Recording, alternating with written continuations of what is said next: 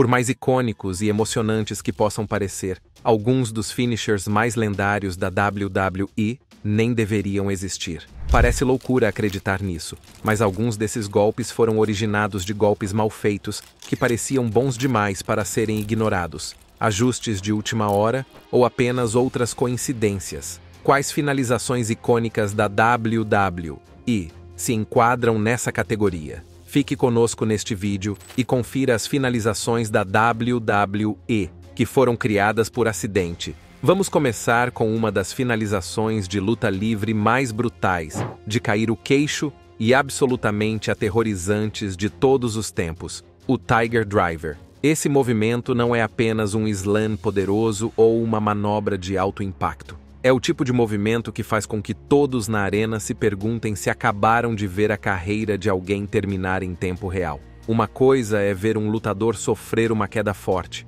Outra coisa totalmente diferente é vê-lo cair de cabeça como se tivesse acabado de perder uma discussão com a gravidade. E a parte mais louca, isso nem deveria ter acontecido. Mitsuharu Misawa não estava tentando inventar um dos filmes mais aterrorizantes da história. Ele estava simplesmente tentando acertar um Double Underhook Power Bomb, um movimento que geralmente termina com o oponente caindo de costas ou sobre os ombros, absorvendo o impacto de uma forma relativamente segura. Mas então, algo deu errado. Ou certo, dependendo de como você vê a situação. Em vez de completar o movimento como esperado, o oponente de Misawa caiu em um ângulo muito mais agudo do que o pretendido, com a cabeça e o pescoço primeiro, quase sem nenhuma maneira de se preparar para o impacto. Foi um acidente, mas foi o tipo de acidente que imediatamente fez o movimento parecer 10 vezes mais devastador do que já era. Em vez de descartá-lo, Misawa viu uma oportunidade. Ele percebeu que essa nova e mais brutal variação do golpe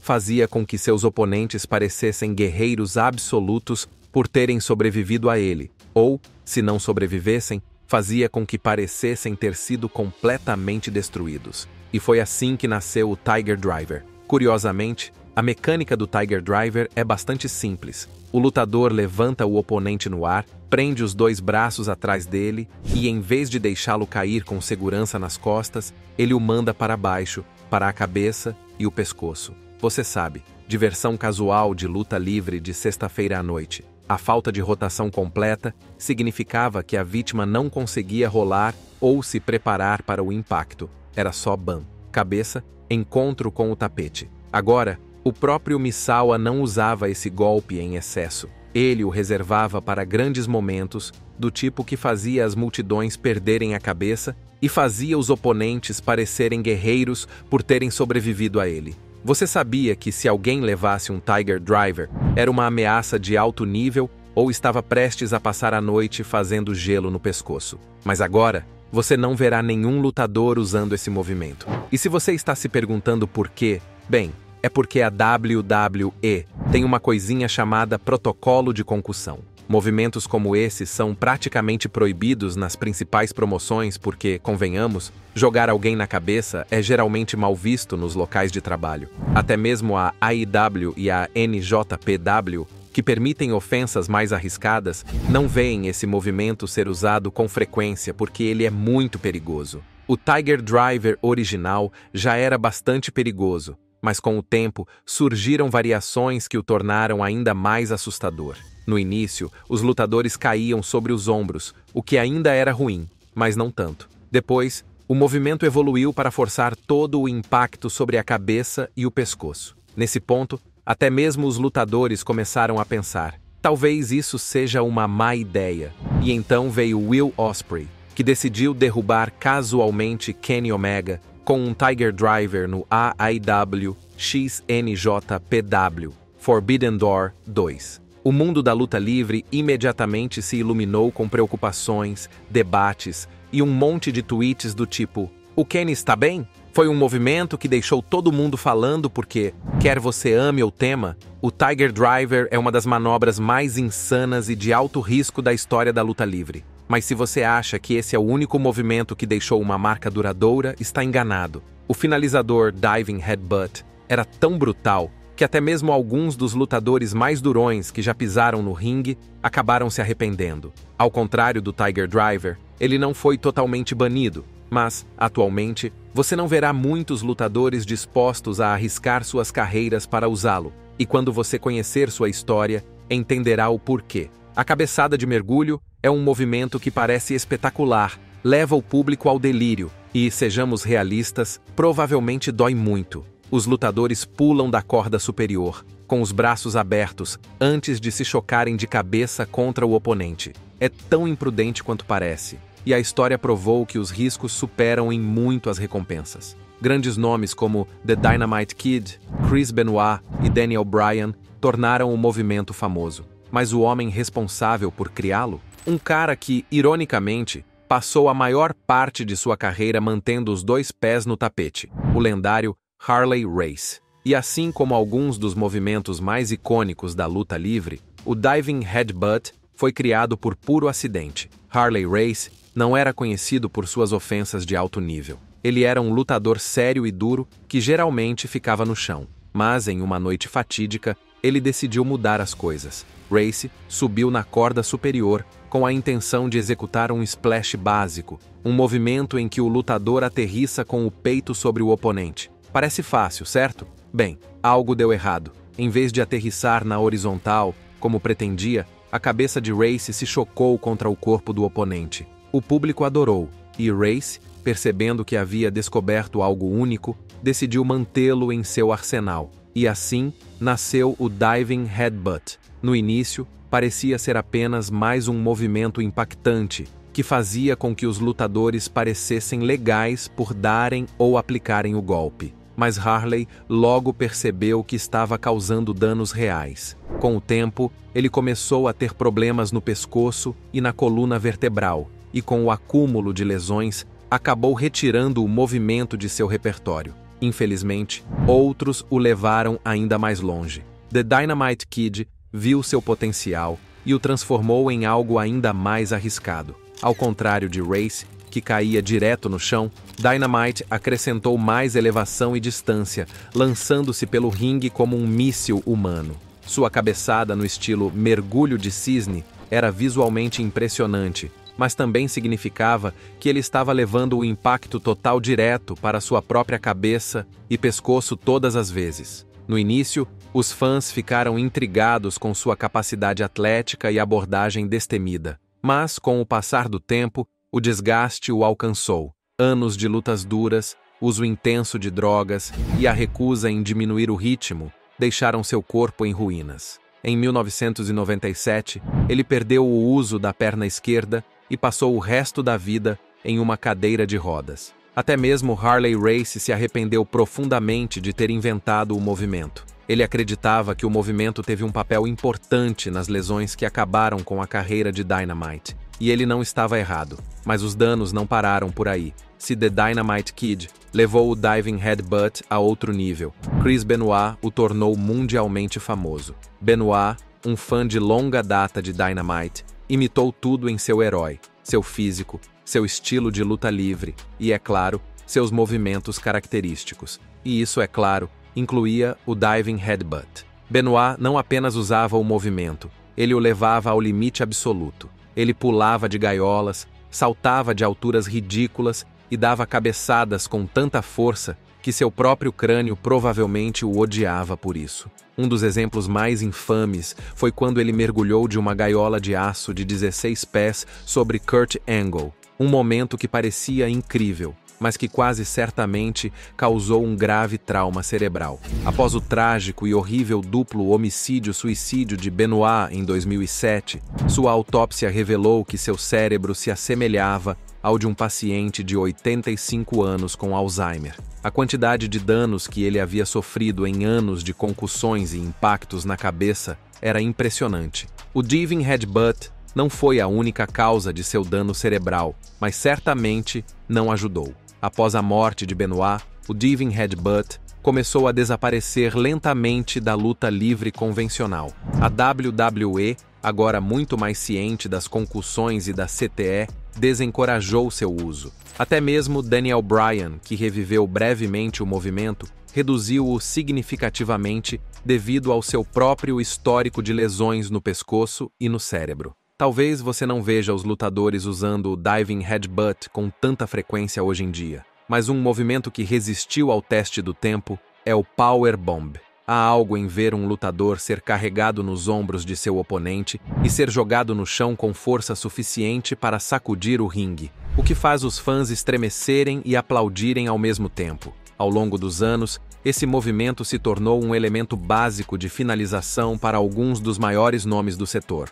The Undertaker, Vader, Batista, Kane, Gunther, Scott Hall, Wardlow, Kevin Owens, Jushin Liger, Claudio Castagnoli, Toshiaki Kawada, Sheamus, Último Dragon, Mike Awesome, Sid Vicious, Keith Lee, e a lista continua. Desde o Jackknife Powerbomb de Diesel até o Buckle Bomb de Seth Rollins, as variações do movimento evoluíram para se adequar a diferentes estilos, mas a ideia continua a mesma: levantá-los, jogá-los no chão e deixar que a gravidade faça o resto. Muito antes de se tornar o movimento preferido de gigantes e poderosos, o Powerbomb foi apenas um acidente estranho em uma luta de wrestling da década de 1930 em St.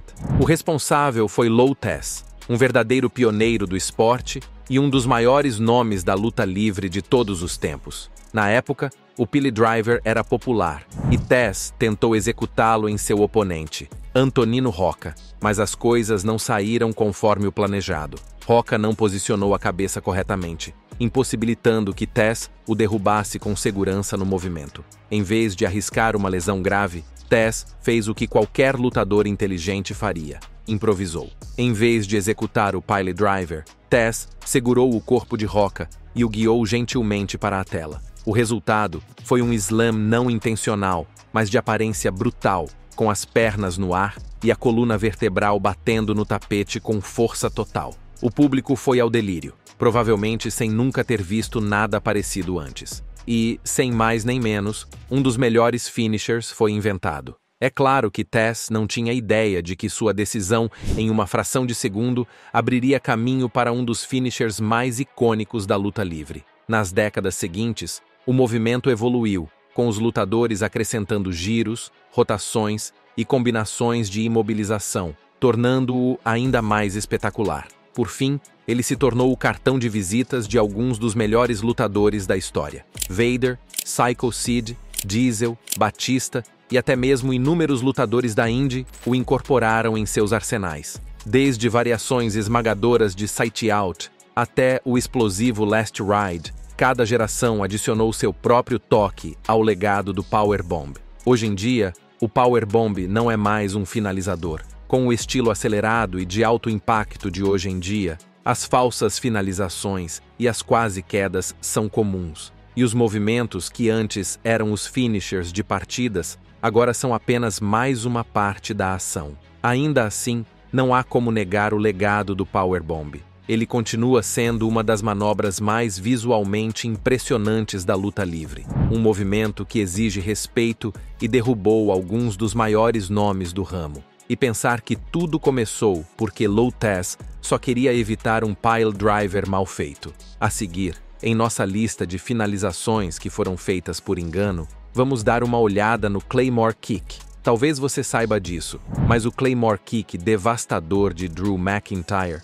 foi causado por um defeito no guarda-roupa. É isso mesmo. Aquelas calças de couro ridiculamente apertadas que ele usava na 3MB, inadvertidamente, ajudaram a criar um dos finishers mais contundentes da WWE. Drew nunca planejou que o Claymore tivesse a aparência que tem hoje. Foi um acidente causado por um equipamento de Rockstar seriamente restritivo. Volte para 25 de março de 2013, em um episódio do Raw. McIntyre estava enfrentando o monstruoso Ryback e, em determinado momento, ele correu para a frente, planejando acertar um chute forte padrão na cabeça do oponente. Mas aqui está a reviravolta. Quando Drew jogou sua bota para cima para o impacto, sua outra perna se recusou a ficar plantada. Suas calças de couro apertadas simplesmente não permitiam isso. Em vez disso, sua perna traseira foi forçada para o alto, fazendo com que ele caísse no tapete em um amontoado de pernas abertas. Naquele momento, o que era para ser um Big Boot de rotina de repente parecia uma bola de destruição disparada por um míssil. McIntyre percebeu imediatamente a reação do público. Eles adoraram. Apesar de o movimento ter sido um acidente total, ele parecia perigoso, e essa era toda a motivação que ele precisava para transformá-lo em algo especial. No entanto, havia apenas um pequeno problema. Drew havia se deixado levar pela aterrissagem. Completamente atordoado, ele segurou Ryback de forma desajeitada antes de perceber que precisava sair da luta. Ele se retirou, provavelmente se perguntando o que havia acabado de acontecer. Mas, por mais doloroso que tenha sido, o Claymore acidental veio para ficar. Com o passar do tempo, McIntyre aperfeiçoou o movimento, garantindo que o impacto fosse todo em seus oponentes, e não em seu próprio crânio. Hoje, o Claymore Kick é um dos finishers mais eletrizantes da WWE. Tudo graças a um defeito no guarda-roupa que forçou um futuro campeão mundial a improvisar. E ainda não terminamos. Na verdade, a seguir estão alguns dos movimentos mais icônicos de toda a indústria da luta livre, como o DDT. O DDT é uma daquelas manobras que, em seu auge, significava vitória instantânea, sem chutes, sem falsas finalizações, apenas o apagar das luzes. Mas aqui está a reviravolta. Jake Roberts não inventou o movimento. O crédito vai para Black Gordman, um lutador mexicano que usava o DDT com frequência já na década de 1970, antecedendo a versão de Roberts em vários anos. Então, por que o nome de Jake está sempre ligado ao DDT? Simples. Ele o transformou em um finalizador matador e o tornou famoso. A década de 1980 não foi exatamente popular para golpes de finalização complicados. Os astros mais populares da época se baseavam em finalizações diretas, seguras e, às vezes, nada impressionantes. O leg drop de Hulk Hogan, a avalanche de King Kong Bundy e o power slam de Junkyard Dog eram simples, eficazes e fáceis de reproduzir noite após noite. Então, surgiu o DDT de Jake, e ele mudou o jogo.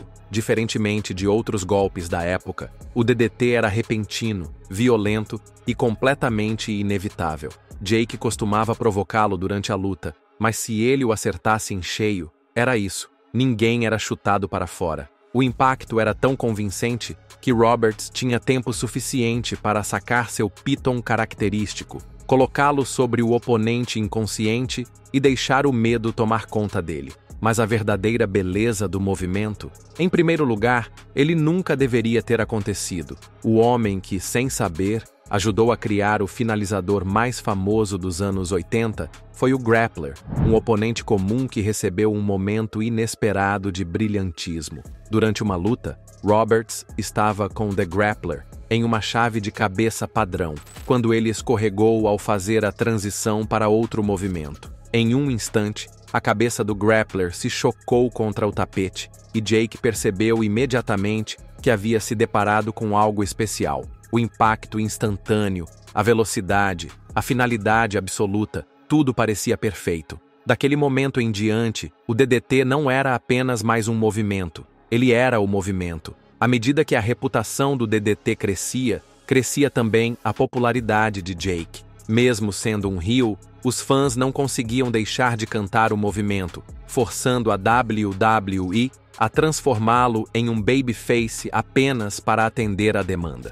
No final da década de 80, outros lutadores começaram a adicionar suas próprias rotações ao DDT. Arn Anderson, Michael Hayes e Dusty Rhodes incorporaram versões do movimento, mas nenhum deles se igualou ao veneno absoluto da execução de Roberts. Com o passar do tempo, o DDT evoluiu. Mick Foley o transformou em um DDT de braço duplo para aumentar o controle. The Rock o acelerou e até introduziu uma versão que flutuava sobre as cordas. Gangrel e Edge introduziram o Impaler DDT, que envolvia um movimento de salto para aumentar o impacto. The Miz o aprimorou, aplicando-o em um oponente ajoelhado para aumentar o torque. Randy Orton criou o Elevated DDT, DDT elevado, suspendendo os oponentes na corda do meio antes de jogá-los de cabeça no tapete. Um movimento que se tornou uma parte definidora de seu caráter sádico. Embora o DDT já tenha sido o maior finalizador de lutas,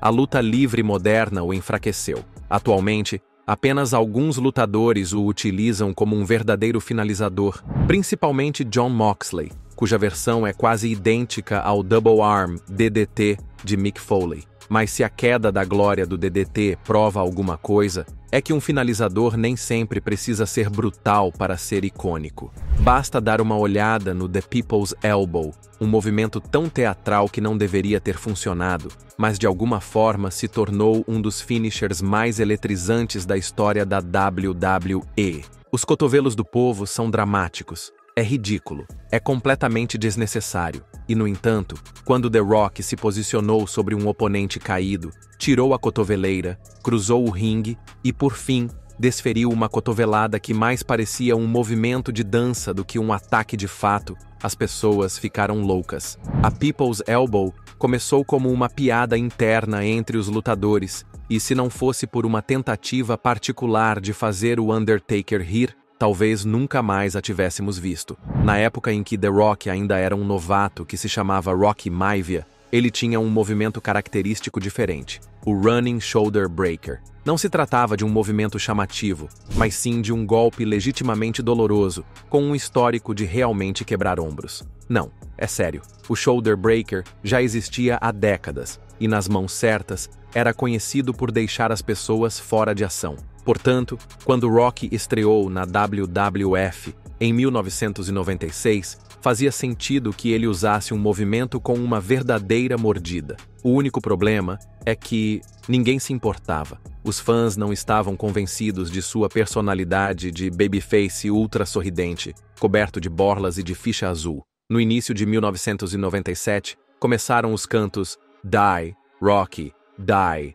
morra, Rocky, morra. E seu movimento original de finalização não estava exatamente incendiando o mundo. Um ano depois, The Rock havia se reinventado completamente, alinhando-se com a The Nation of Domination e se apoiando na arrogância, na conversa fiada e no carisma que logo o transformariam no homem mais eletrizante do entretenimento esportivo. Em 1998, durante uma luta em um show em casa, The Rock e seus amigos decidiram ver se conseguiam fazer com que The Undertaker saísse do personagem. Se você acompanha a luta livre há algum tempo, sabe que isso não é fácil. Taker era um homem de negócios, especialmente naquela época, e há anos os caras tentavam e não conseguiam fazê-lo sorrir na TV ao vivo. Então, The Rock, sempre o artista, elaborou um plano.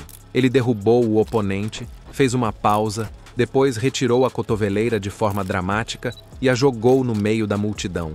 Em seguida, com toda a habilidade de um mágico, ele agitou os braços, saltou de um conjunto de cordas, passou por cima do oponente, saltou das outras cordas e, depois do que pareceu uma eternidade, desferiu uma cotovelada simples no peito do cara. Foi absurdo, e o público adorou. Taker, para seu crédito, não quebrou. Mas o público reagiu de forma tão selvagem. O People's Elbow era apenas uma piada interna, mas os fãs começaram a aplaudir cada vez que o faziam. Não importava que o movimento fosse basicamente uma queda de cotovelo. A configuração era o que o tornava especial. À medida que a popularidade de The Rock crescia, ele precisava de algo que parecesse maior do que um shoulder breaker, algo que se encaixasse em sua personalidade, algo divertido, e nada melhor do que um movimento que o público já havia adotado como seu. Assim, o The People's Elbow tornou-se oficialmente seu movimento de finalização para a alegria dos fãs de luta livre de todo o mundo.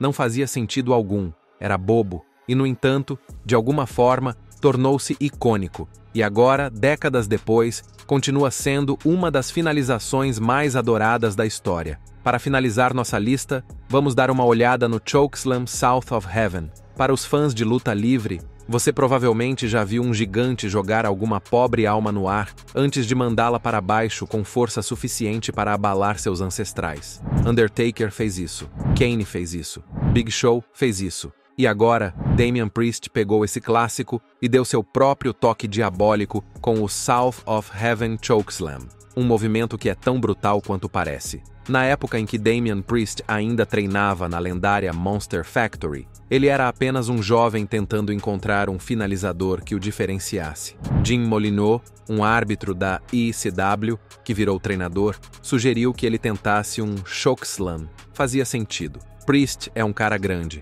com uma presença imponente, e chokeslams são feitos sob medida para caras que parecem que podem jogar você para o outro lado da sala. Empolgado com a ideia, Priest tentou. A primeira tentativa? Nada boa. A segunda? Pior ainda. Ele realmente perdeu o equilíbrio e caiu de costas. Mas, em vez de ignorar o fato como uma manobra mal feita, ele teve um momento de luz. E se ele tivesse feito o chokeslam daquele jeito de propósito? A versão sentada deu a ele um novo nível de impacto, fazendo com que parecesse ainda pior. Molineaux viu isso e imediatamente percebeu que eles estavam tramando algo. Agora, todo grande movimento de finalização precisa de um grande nome. Priest, por ser um fã de heavy metal de longa data, não precisou pensar muito. Uma das bandas de metal mais lendárias de todos os tempos, o Slayer, tinha um álbum chamado South of Heaven, e sem mais nem menos, Priest tinha o nome perfeito para seu sinistro sit-out chokeslam. Um movimento que parece mandar as pessoas direto para as profundezas e que tem uma referência ao metal, perfeição.